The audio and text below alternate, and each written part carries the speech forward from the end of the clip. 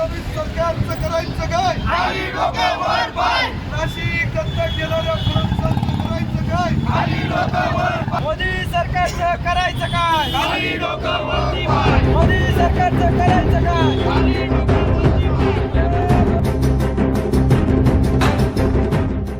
महाराष्ट्रासारख्या प्रगतशील राज्यात उत्कृष्ट इन्फ्रास्ट्रक्चर, 24 तास वीज, मुबलक पाणी व सुशिक्षित तरुण या सगळ्या सोयींच्या गोष्टी असताना देखील गेल्या काही दिवसांपासून महाराष्ट्र राज्यातील अनेक मोठे प्रकल्प हे गुजरातला वळविण्यात आले आहेत. वाढती बेरोजगारी, नाशिक शहरात IT हब व्हावे तसेच स्थानिक युवकांना रोजगार उपलब्ध व्हावा यासाठी राष्ट्रवादी युवक काँग्रेस शरद पवार पक्षाचे युवक शहराध्यक्ष नितीन बाळा निगळ यांच्या नेतृत्वाखाली नाशिकच्या जिल्हाधिकारी कार्यालयांना निवेदन देण्यात आले. यावेळी जिल्हाधिकारी कार्यालयासमोर जोरदार घोषणाबाजी करत भाजप सरकारचा निषेध नोंदविला आहे. गेल्या काही दिवसांपासून महाराष्ट्र राज्यात येणाऱ्या मोठमोठे प्रकल्प सत्ताधारी पक्षाच्या पुढाऱ्यांनी जाणून बुजून गुजरातला वळविण्यात येत असल्याचं यावेळी नितीन निगळ यांनी सांगितले आहे. दरम्यान या आंदोलन प्रसंगी राष्ट्रवादी काँग्रेस पक्षाचे नाशिक शहर जिल्हाध्यक्ष गजानन शेलार, ज्येष्ठ नेते गोकुळ पिंगळे, पुरुषोत्तम कडलक, शादाब सय्यद, गणेश कायधनी, विष्णू थेटे, किरण पानकर,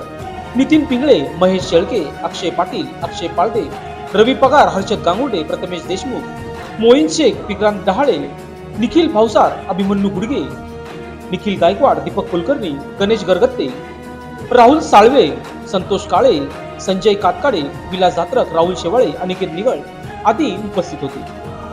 आपण जर बघितलं गेल्या काही वर्षापासून या भारतीय जनता पार्टीच्या कार्यकाळात महाराष्ट्रातील उद्योग हे गुजरातला नेण्याचं काम सुरू आहे. आणि तसं जर बघितलं तर देशात महाराष्ट्रातून सर्वात जास्त कर हा जात असतो आणि महाराष्ट्रातील उद्योग बाहेर नेऊन एक प्रकारे महाराष्ट्रातील तरुणांचा आणि या ठिकाणी उच्च शिक्षित मुलांचा रोजगार हिरावण्याचं काम हे भाजपचं सरकार राज्यातील असेल केंद्रातील असेल करतंय. म्हणून आम्ही आज या ठिकाणी नाशिकमध्ये राष्ट्रवादी युवक काँग्रेस नाशिक शहर व जिल्ह्याच्या वतीने तालुक्याच्या वतीने या ठिकाणी निषेध म्हणून या ठिकाणी या सरकारचा निषेध करतोय. आपण जर हे थांबवलं नाही तर येणाऱ्या काळात महाराष्ट्रातील ही जनता सुज्ञ आहे, यांना यांची जागा दाखवल्याशिवाय राहणार नाही. आणि या सर्व जनतेच्या वतीने आम्ही या सरकारला आव्हान करतो की यापुढे महाराष्ट्रातील तरुणांचा रोजगार, महाराष्ट्रातील उद्योग हा आपण जर तिकडे न्याल तर याद राखा, आम्ही रस्त्यावर उतरून याचा निषेध करू. आणि साहजिक आहे, प्रत्येक नागरिकांना वाटतं या ठिकाणी आपण ज्यावेळेस MIDC स्थापन होते त्यावेळेस स्थानिक भूमिपुत्र मोठ्या प्रमाणात जागा देते, त्यांना अपेक्षा असतात की या ठिकाणी रोजगार आला पाहिजे, मोठी इंडस्ट्री आली पाहिजे आणि आपले मुलं या ठिकाणी कामाला गेले पाहिजे. पण असं असताना देखील आपल्या महाराष्ट्रातील उद्योग हे दुसऱ्या राज्यात जात आहे. आणि वाईट या गोष्टीचं वाटतं आपल्या महाराष्ट्रातील जे सत्ताधारी पक्षातील नेते असतील, मंत्री असतील, मुख्यमंत्री असतील, हे बघण्याचं काम करताय. त्यांना येणाऱ्या निवडणुकीत आम्ही ही जागा दाखवून देऊ की आपले उद्योग बाहेर गेल्यानंतर तुमचं काम या इथे नाही आहे. आमच्या आंदोलनाचा स्पष्ट हेतू आहे की आपण जर गुजरातला आपले उद्योग नेत असाल तर आपण देखील गुजरातला जाऊन निवडणुका लढवावी. महाराष्ट्रातील तरुण हा महाराष्ट्र सांभाळायला सक्षम आहे. 10 वर्ष आपल्याकडे खासदार होते, हेमंतगुडचे खासदार होते आपल्याकडे. आता आपल्याकडे जे 10 वर्षापासून सत्ताधारी पक्षाचे खासदार होते, पण आपल्याकडे जो नाशिकमध्ये विकास व्हायला पाहिजे होता तो झाला नाही.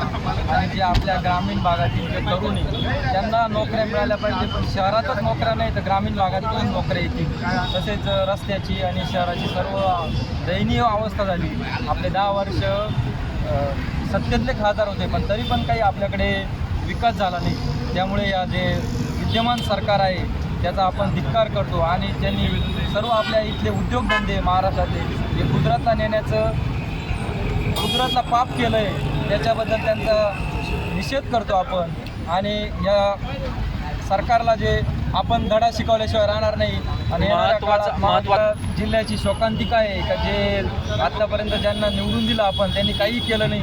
त्यामुळे आपल्याकडे जो IT पार्क व्हायला पाहिजे होतं पण ते झालं नाही, ही आपल्या जिल्ह्याची दुर्दैवी शोकांतिका आहे. त्यामुळं आपण या सरकारचा निषेध करतो. न्यूजसाठी बंटी आढाव, नाशिक.